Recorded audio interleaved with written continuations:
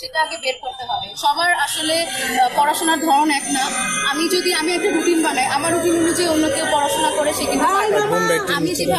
আমি যেভাবে পড়াশোনা করেছি, আমি আগে নিজের পোটেনশিয়াল বোঝার চেষ্টা করেছি যে আমাকে কিভাবে পড়তে হবে, আমার গ্যাপগুলো কিভাবে আমি ফিল আপ করবো।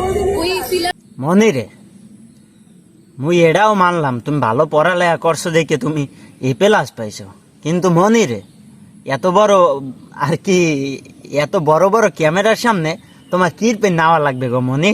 হ্যাঁ, ক্যা তোমরা কি A+ পাইয়া না বড় বড় আর কি ক্যামেরার সামনে আইয়ে তোমাকে ধ্যান লাগবে যে আমরা A+ পাইছি মনি? হ্যাঁ, আর ভাই তোমরা ক্যামেরাম্যান যারা আছো তোমরা ভাই লিজেন্ড, ভাই লিজেন্ড। তোমরা না থাকলে আমরা জানতেই পারতাম না যে এরা আর কি এত বড় বড় ক্যামেরার সামনে আইতে পারে, বুঝছো? তোমাকে ভাই স্যালুট, ভাই স্যালুট। समझ रहे हो आप समझ रहे हो